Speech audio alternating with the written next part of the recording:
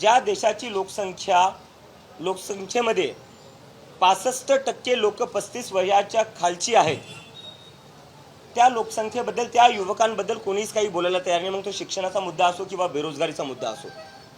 संसदेतही त्याच्याबद्दल कोणी बोलत नाही आहे, कोणी पार्टी त्यांच्या मीटिंगमध्येही बोलत नाही आहे. आणि सरकार तर अशी वागते जसं काय ह्या काही मुद्देच नाही आहे.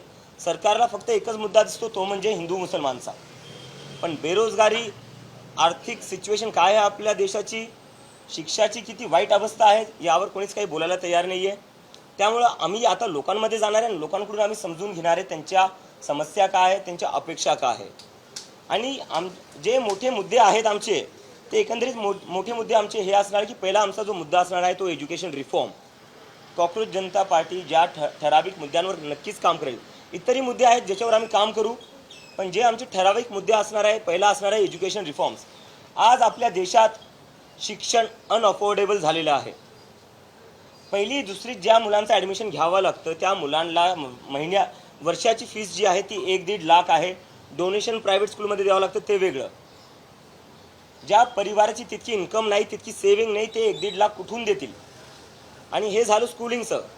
कॉलेजमध्ये जरी पाहायला गेलं, कॉलेजच्या फीस किती वाढलेल्या आहे. कोचिंगचा एक वेगळं चालू आहे, कोचिंगमध्येही पैसा जातो, कॉलेजच्या डिग्रीमध्ये पैसा जातो.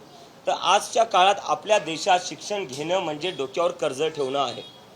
आम्हाला त्यापासून मुलांना असो किंवा त्यांच्या आईवडिलांना असो मुक्त करायचं आहे. एक असा आपल्या देशाची शिक्षण व्यवस्था अशी झाली पाहिजे जिथं जर कोणाला आपल्या मुलाला डॉक्टर बनवायचं, इंजिनियर बनवायचं, सायंटिस्ट बनवायचं, तर आईवडिलांना ते बर्डन नाही वाटलं पाहिजे की आम्ही कुठून करणार आमच्या मुलासाठी हे.